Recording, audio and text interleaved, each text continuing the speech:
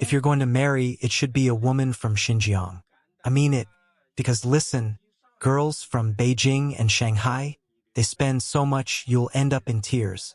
Northeastern girls are super outgoing, but sometimes they can drink you under the table. Girls from Yunnan, Guizhou, and Sichuan, they're sweet, beautiful, but the level of spice they eat, my friend, will have your stomach begging for mercy. Now, girls from Xinjiang, they warm both the heart and the soul. They're truly stunning, with striking features, fair or sun-kissed skin, and deep, captivating eyes. And most importantly, they treat their husbands with respect, kindness, and true partnership. In Xinjiang, marriage still holds deep traditional value. Yes, it's customary to give a bride price, but it's mostly symbolic, a way to honor their culture. And honestly, they could ask for much more, because unlike many girls from big cities, their bride price is actually worth every penny. You're not paying for looks, status, or vanity. You're receiving a woman who knows how to care, how to love, and who'll walk beside you as you build a real life together. Xinjiang women are independent, hardworking, and even in the face of hardship, they carry themselves with grace and strength. They cook well, know how to run a household, and carry that unique charm, a perfect blend of tradition and character. With or without a headscarf, they embody dignity, beauty, and wisdom. And the most amazing part? They're humble. While in other regions women collect heels, designer bags, and endless comparisons, a Xinjiang woman lives simply, but with a sparkle in her eyes. She values family, respect, and real connection. That's why those who marry a woman from Xinjiang rarely regret it. Every home with a Xinjiang woman is filled with warmth. They are strong, kind, and deeply protective. Honestly, they're irreplaceable. So I say this with all my heart. If you're lucky enough to marry a woman from Xinjiang, light some incense and thank the heavens. Friends, do you know what will bring you true fortune in 2025? Trust me, marrying a girl from Xinjiang is the recipe for prosperity and peace of mind. And if any beautiful woman from Xinjiang is watching this video right now, would you be so kind as to give Professor Yu a little like? Thank you so much, everyone. I truly hope this year I'll be lucky enough to find a wife from Xinjiang. Wish me luck, alright? Let me tell you, in many of these cases, the girl only gets 20,000 yuan at most, while the scammers pocket 200,000 to 300,000 just like that. Now there's a new kind of scam going around. A different kind of deception. It involves shady middlemen. I've seen it myself online. These people claim they're helping men from inner China who can't find a wife by arranging marriages with Uyghur girls from Xinjiang. But this isn't anything like a proper matchmaking service. A real agency gives couples time to get to know each other, to build trust, meet the parents. And if everything feels right, then they get engaged and married. These scammers don't do any of that. They treat it like a business deal, like a sale. For example, a man says, "I want a wife from Xinjiang." And they reply, "Great. Pay a deposit and I'll get you one." Then they bring in the girl. The two don't even know each other's names yet. They meet for the first time and ask, "Do you like each other?" "Yeah, sure." Boom, money paid, and the very next day they're rushed into getting a marriage certificate. After that, the middleman disappears. He walks away with 200,000 to 300,000 yuan, while the girl gets at most 20,000. The rest? Gone. Pocketed. The couple, now married, move to the man's hometown. But she doesn't adapt to rural life. They clash, they fight.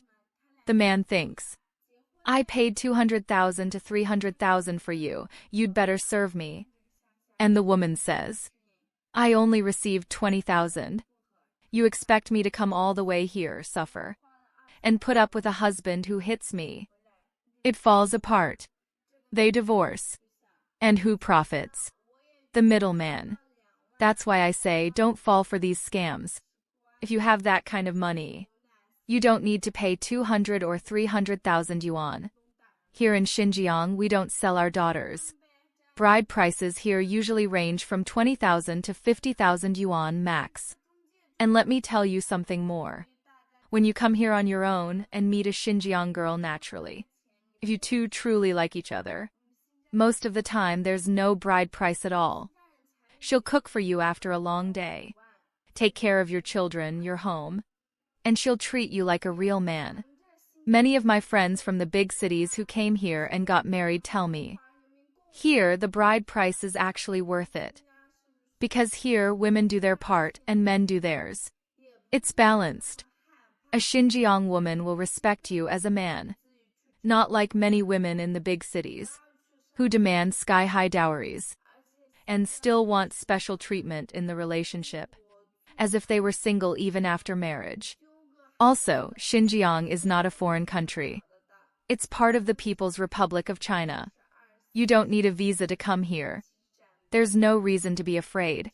Just buy a plane ticket and come meet people for yourself. Don't fall for these heartless scams. And one more thing. Xinjiang is one of the safest places in China.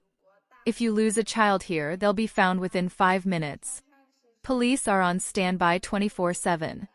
Believe me when I say, don't be afraid. Just come on your own. Take the chance to travel a bit too. See the rivers, the mountains, the beauty of your own country. And who knows?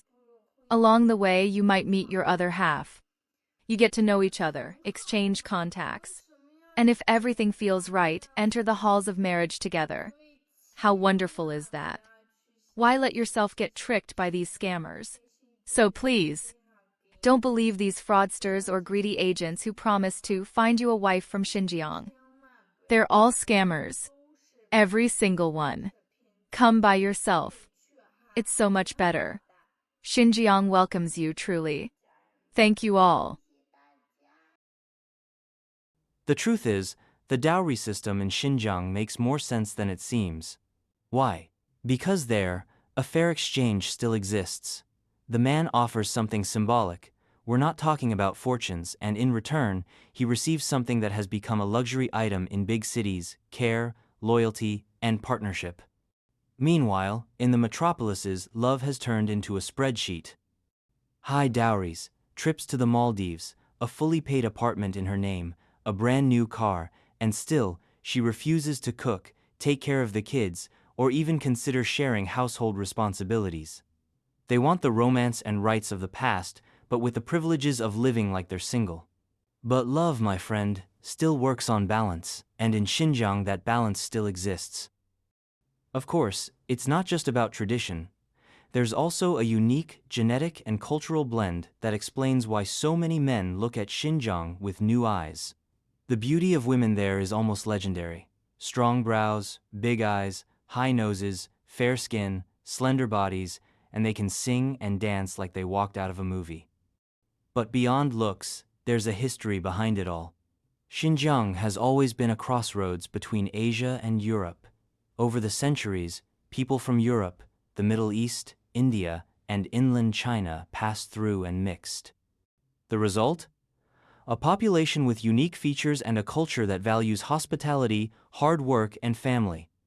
Many of these women start dancing from a young age, developing posture, grace, and even emotional self-control, something rare these days. And it's not just genetics or natural beauty, there's discipline and culture involved. But even with all this, many men from inland China still struggle to marry them. Why? Because of cultural, linguistic, and religious barriers, most Uyghur women follow Islam, and many interethnic marriages are still discouraged. On top of that, lifestyle differences, customs, and even language make the relationship a real challenge. Not to mention, most of these girls are only children. Their parents simply don't want them marrying someone from the other side of the country and disappearing. So in the end, maybe Xinjiang's secret isn't just beauty. It's a sense of reality. It's the fact that a kind of relationship still exists where a man is valued as a man and a woman isn't ashamed to be a woman. My name is Mai Auntie Mehi. I was nominated here in Kashgar. And I'm from the Uyghur ethnic group. How tall are you? I'm 1.73 meters tall. Can you tell us about your outfit today? This outfit is called Princess of the Lost Homeland. It has a strong traditional ethnic vibe. How would you rate your own beauty? I'd say a 3 out of 10. Only 3? Yeah. Because Kashgar has so many beautiful women. Sometimes I actually feel a little insecure. What are your standards when choosing a partner?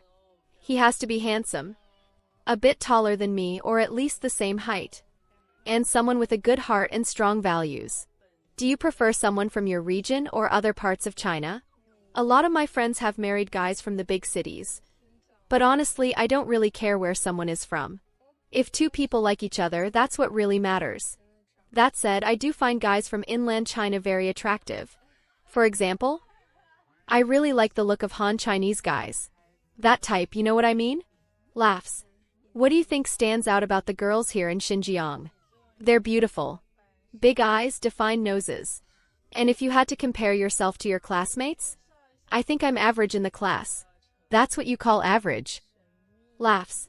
Can you introduce the city of Kashgar to us? It's a very mysterious city with an ancient vibe. And really beautiful. Any places you'd recommend visiting? Definitely the old city. It's the most famous spot. Any local foods you'd recommend? I don't think there's anything super unique. But maybe joie fan, our traditional rice with meat. Is that what made you so tall? Eating joie fan? Maybe, yeah. People say everyone here knows how to ride horses. Do you? I do. Although I once got kicked by a horse. What do you usually do when you're stressed? I listen to music. Or go for a run. What kind of music do you like? I really enjoy listening to Jay Chou songs. Why are there so many beautiful women in Xinjiang? It truly feels like the saying, every 3 steps, there's a Naza. Every 5 steps, a Reba. Why do Uyghur women in Xinjiang tend to have such striking beauty? Because the Uyghur people are genetically composed of 4 distinct ethnic lineages. The first group is the Tocharians, who exhibit more European features. High-arched eyebrows, deep-set large eyes, high noses, and pointed chins. They make up a significant portion of the Uyghur appearance and are considered one of the region's oldest native populations. The second group is the Semitic lineage, resembling people from the Middle East and Muslim regions. They migrated to Xinjiang around the 7th century and are mainly concentrated in southern Xinjiang. A well-known representative of this look is actress Dilraba Dilmurat, Dili Reba. The third group shows Altaic or Mongolic features, flatter faces, prominent cheekbones, smaller eyes with epicanthic folds. These traits come from various Mongol tribes that have lived in Xinjiang for centuries. Although ethnically Mongol, they were integrated into the Xinjiang region, and many Uyghurs carry their blood. They are mainly distributed in northern Xinjiang. The fourth group is the Han Chinese, with the facial features most people would recognize in the mirror. Since the Han Dynasty, large numbers of Han Chinese have migrated to Xinjiang for trade and other activities. Historically, Han-led governments were established in areas like Turpan. As a result, in cities like Turpan and Hami, you'll find people whose appearances closely resemble those of Han Chinese from inland China. Previously, I had only heard about the beauty of Xinjiang women from clients. But now, after visiting the region myself, I feel it deeply, and understanding it from a historical perspective gives it even more meaning. And for that, I have great respect for a key historical figure who helped expand Han Chinese presence in Xinjiang. Zhuo Zongtang, our respected General Zhuo.